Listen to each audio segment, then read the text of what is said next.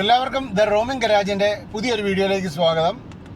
നമ്മുടെ ലഡാക്കിലേക്കുള്ള യാത്ര ആരംഭിച്ചിരിക്കുകയാണ്. ഇന്നലെ ലക്സോണിൽ നിന്ന് ഫ്ലാഗ് ഓഫ് ഒക്കെ ചെയ്ത് നമ്മൾ ഇറങ്ങി. ഇന്നലെ നമ്മൾ വന്ന് കരൂരിപ്പുറം നമ്മളൊരു ഹോട്ടലിൽ സ്റ്റേ ചെയ്തു. ഹോട്ടൽ വലിയ മെച്ചമൊന്നും ഇല്ലായിരുന്നു, എന്നാലും വലിയ കുഴപ്പമില്ല, അത്രയേ ഉള്ളൂ. പിന്നെ അതിൻ്റെ താഴെ തന്നെ ATB റെസ്റ്റോറൻറ്റ് ഉണ്ടായിരുന്നു. അവിടെ കയറി ഭക്ഷണവും കഴിച്ചു. ഞങ്ങളിപ്പം നേരെ കൃഷ്ണഗിരിക്ക് പോവുകയാണ്. അവിടെ സിയോണിലൊരു ചാർജിങ് സ്റ്റേഷൻ ഉണ്ട്. അവിടെ ചാർജ് ചെയ്തിട്ട് നമ്മൾ നേരെ ഉസ്കോട്ട വഴി നേരെ ഇങ്ങോട്ട് അനന്തപുരു. ഇന്ന് കുർണൂൾ എത്തണമെന്നുള്ളതാണ് നമ്മുടെ പ്ലാൻ. അപ്പം എല്ലാവരും സ്റ്റേ ട്യൂൺഡായിട്ട് ചാനൽ സബ്സ്ക്രൈബ് ചെയ്യാത്തവർ ചാനലൊന്ന് സബ്സ്ക്രൈബ് ചെയ്യുക. അതുപോലെ വീഡിയോ ഫുള്ളായി കാണാൻ ശ്രമിക്കുക. എന്തെങ്കിലും സജഷൻസൊക്കെ ഉണ്ടെങ്കിൽ കമൻ്റായിട്ട് പറയുക. നമ്മൾ എല്ലാ കമൻറ്റുകളും വായിക്കുന്നുണ്ട്. എല്ലാവരെയും നമ്മളെ കൂടെ കൊണ്ടുപോകണമെന്നുള്ള ആഗ്രഹത്തിലാണ് നമ്മൾ പോകുന്നത്. ഇനി നമ്മൾ എന്തെങ്കിലും ഭാഗത്തുനിന്ന് അഡ്ജസ്റ്റ്മെൻ്റൊക്കെ ചെയ്യണമെന്നുണ്ടെങ്കിൽ നിങ്ങൾ പറഞ്ഞാൽ മതി. വീഡിയോ എടുക്കുന്നതിനകത്ത് എന്തെങ്കിലുമൊക്കെ അഭിപ്രായങ്ങളുണ്ടെങ്കിൽ പറയുക. നമ്മൾ വലിയ എക്സ്പേർട്ടൊന്നും അല്ല വീഡിയോ എഡിറ്റിങ്ങും ഷൂട്ടിങ്ങും ഒക്കെ. നമ്മുടെ ഒരു സാധാരണ അറിവ് വെച്ച് നമ്മൾ മാക്സിമം ഷൂട്ട് ചെയ്യാൻ ശ്രമിക്കുന്നു. നമ്മൾ ഇന്നിപ്പോൾ ഇവിടെ ഒന്നും വലിയ കാഴ്ചകളൊന്നും കാണാനില്ല. ഒരു മൂടിയ കാലാവസ്ഥയാണ് ഇന്ന്. ഇന്നലെ മൂടിയ കാലാവസ്ഥയായിരുന്നു. വലിയ വ്യത്യാസമൊന്നുമില്ല, പക്ഷെ ചൂട് നല്ല ഭീകരമായിട്ടുണ്ട്. എൻ്റെ ചെറുക്കനാണ്, എൻ്റെ മൂത്ത പുത്രനാണ് കേട്ടോ എൻ്റെ കൂടെ ഉള്ളത്. അവൻ്റെ രണ്ടാമത്തെ ശ്രീനഗർ യാത്രയാണ്. ആദ്യത്തേത് നീ സോൺമാർഗ് വന്ന് 11ാം ക്ലാസ് പഠിക്കുമ്പോഴല്ലേ, അതോ 10ാം ക്ലാസ്സിൽ? 12 ആദ്യമേ ഇവൻ എൻ്റെ കൂടെ സോൺമാർഗ് വരുന്നത് 11 നിന്ന് 12 കയറിയപ്പം. ഇപ്പം ഡിഗ്രി ഫസ്റ്റ് ഇയർ കഴിഞ്ഞപ്പം, പരീക്ഷ കഴിഞ്ഞപ്പം എൻ്റെ കൂടെ കൂടി. ഞാൻ ആദ്യം തന്നെ പോകാനാണ് പ്ലാൻ ചെയ്തത്. പിന്നെ ഇവനുണ്ടെന്ന് കേട്ടോണ്ട് പിന്നെ ഇവനെ കൂടെ കൂട്ടിക്കൊണ്ട് പോകുന്നു. തമിഴ്നാട്ടിൽ അത്യാവശ്യം നല്ല റേറ്റ് ആകുന്നുണ്ട് ചാർജിങ്. തിരക്കുണ്ട്, നല്ല തിരക്കുമാണ്. ചാർജ് സ്റ്റേഷനിൽ വലിയ തിരക്കൊന്നുമില്ല. റോഡിൽ നല്ല തിരക്കുണ്ട്. നമ്മുടെ ബാക്കിലത്തെയൊക്കെ സ്റ്റിക്കർ കാണുമ്പോൾ എല്ലാവരും എങ്ങോട്ടാണ്, ശ്രീനഗറിലോ എന്നുള്ള രീതിയിലാണ് നിൽക്കുന്നത്. അപ്പം EV ഉള്ള എല്ലാവർക്കും ഒരു ടെൻഷനായിരിക്കും, എങ്ങനെ ലോങ് ഡിസ്റ്റൻസ് പോകാൻ പറ്റുമോ. അതിനൊരു എക്സാമ്പിളാണ് ഞാനിതിപ്പം 3ാമത്തെ ട്രിപ്പാണ് എൻ്റെ EVയിൽ.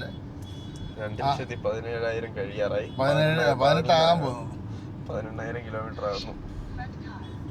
ഞാൻ ആദ്യം പോകുന്നത് 1,25,000 കിലോമീറ്റർ ആകാറായപ്പോഴാണ് പോകുന്നത്. പോകുന്ന വഴിക്കാണ് 1,25,000 തീർന്ന്, വാറണ്ടി തീർന്ന്.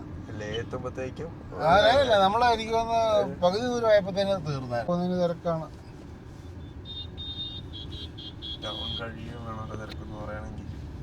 ടൗൺ കഴിയണം. സേലം വരെ അല്ല, ഡിണ്ടിഗൽ വരെ വഴി ഒരു രക്ഷയില്ല. സിംഗിൾ ലൈനാണ്, നല്ല ട്രാഫിക് ആയിരുന്നു. ലോറിക്കാരാണ് മെയിൻ. ഭയങ്കര ബുദ്ധിമുട്ടായിരുന്നു. ഇപ്പോഴാണെങ്കിൽ ഇവിടെ ലോറിക്കാരെന്നല്ല, എല്ലാ വണ്ടിയും ഉണ്ടല്ലോ ഇപ്പോൾ. നോക്കി തന്നെ എന്തോരം വണ്ടികളുണ്ട്, എല്ലാ ടൈപ്പ് വണ്ടികളും ഉണ്ട്. പക്ഷേ ഞങ്ങൾ ഡിണ്ടിയിൽ വരെ സിംഗിൾ ലൈൻ ആയതാണ് നമുക്ക് ഏറ്റവും ബുദ്ധിമുട്ടായി പോയത്. അത് അവർ വഴി തിരിച്ചു വിടുകയും ചെയ്തു. ഒരിടത്ത് വന്നപ്പം വഴി അങ്ങ് തിരിച്ചു വിടും. 20 കിലോമീറ്റർ ടൗണിൽ കൂടെ ചുറ്റുണ്ടാവും. ഉള്ള മൂടും കൂടെ പോയി യാത്രയുടെ. ഇന്നലെ ഒന്നാമത് മടുത്തായിരുന്നു. 11:30-12 മണിയായി നമ്മൾ കോട്ടയത്ത് നിന്ന് പോരുമ്പം തന്നെ. പിന്നെ 12:30 നമ്മൾ വന്ന് കുട്ടിക്കാനത്ത് ചാർജ് ചെയ്തിട്ട് ഡിണ്ടിയിൽ വരെ വന്നിട്ടാണ് പിന്നെ ചാർജ് ചെയ്യുന്നത്. അപ്പോൾ ആ തിരിച്ചു വിടുകയും കൂടെ ചെയ്തപ്പോഴത്തേന് 10-20 കിലോമീറ്ററും കൂടെ വീണ്ടും ഓടി. മൊത്തം ഏകദേശം ഇന്നലെ ആദ്യത്തെ ചാർജിങ് നമ്മൾ 190 കിലോമീറ്ററാണ് വന്നു കഴിഞ്ഞത്. നമ്മുടെ ഈ യാത്ര സ്പോൺസർ ചെയ്തേക്കുന്ന ലെക്സോൺ ടാറ്റയാണ്. അപ്പോൾ നിങ്ങൾക്ക് ലെക്സോൺ ടാറ്റയിൽ നിന്ന് വണ്ടി എടുക്കണമെന്നുണ്ടെങ്കിൽ കോൺടാക്ട് ചെയ്യേണ്ടുള്ള നമ്പറുകൾ, കാര്യങ്ങൾ, ടെസ്റ്റ് ഡ്രൈവിന് വേണ്ടി നിങ്ങൾക്ക് അവരെ കോൺടാക്ട് ചെയ്യാവുന്നതാണ്. നമുക്കത് മാത്രമല്ല, ഇന്ത്യയിലെ ഏറ്റവും വലിയ .EV ഷോറൂം ലെക്സോൺ ടാറ്റയ്ക്കാണ്. അത് കൊച്ചി എടപ്പള്ളിയിലാണ്. അവിടെ പോയാൽ നിങ്ങൾക്ക് EVയുടെ വിശേഷങ്ങളെല്ലാം കാണാം. അവർക്ക് അതുപോലെ തന്നെ ഡെഡിക്കേറ്റഡ് ആയിട്ടുള്ള .EV സർവീസ് സെൻ്ററും ഉണ്ട്. അപ്പം നിങ്ങൾക്ക് എന്ത് ആവശ്യമുണ്ടെങ്കിലും അവരെ കോൺടാക്ട് ചെയ്യുക. കോൺടാക്ട് ചെയ്യാനുള്ള നമ്പർ ഞാൻ താഴെ കൊടുത്തേക്കാം, ഡിസ്ക്രിപ്ഷനിൽ കൊടുത്തേക്കാം.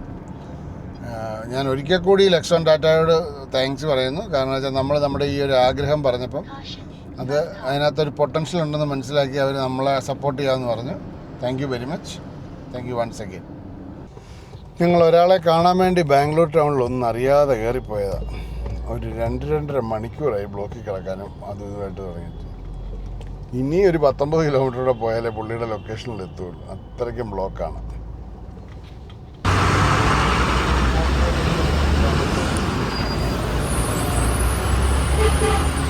അങ്ങനെ ഞങ്ങൾ ബാംഗ്ലൂർ ടൗണിൻ്റെ ലിമിറ്റുകൾ വിട്ട് പൊയ്ക്കൊണ്ടിരിക്കുകയാണ്.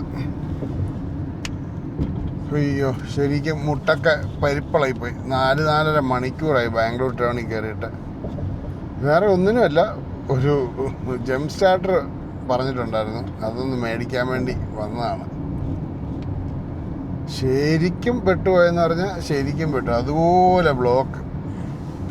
നമ്മുടെ ഗൂഗിൾ മാപ്പും നമ്മുടെ ഡാഷ് ക്യാമും എല്ലാം പറയുക നിങ്ങൾ മണിക്കൂറുകളായി ഓടിക്കാൻ തുടങ്ങിയിട്ട് ദയവ് ചെയ്ത് റെസ്റ്റ് എടുക്കുക.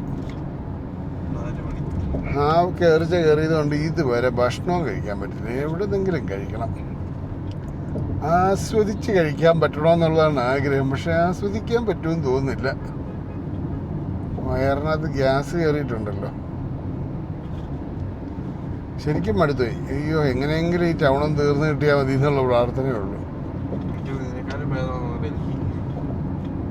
ഈ ഡൽഹി ഇവൻ്റെ അപ്പനായിട്ട് വരും. ഡൽഹി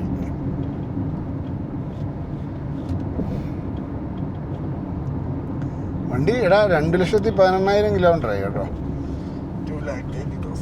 ടയർ മാറിയിട്ട് 4,000 കിലോമീറ്റർ ഓടി. എൻ്റെ ദൈവമേ. അങ്ങനെ അവസാനം ഒരു ജിയോയുടെ ഒരു ചാർജ് ഹബ് കണ്ടു കിട്ടി. ഇന്നത്തെ യാത്ര ഇവിടെ കൊണ്ട് അവസാനിപ്പിക്കുക. ഇതിന് എതിർവശത്ത് ഞങ്ങൾ നോക്കിയപ്പോൾ ഒരു ഹോട്ടലുണ്ട്, അവിടെ റൂം എടുക്കാമെന്ന് വിചാരിച്ചു. അപ്പം അടുത്ത ദിവസത്തെ കാഴ്ചകൾ അടുത്ത ദിവസം കാണാം. ഓക്കെ.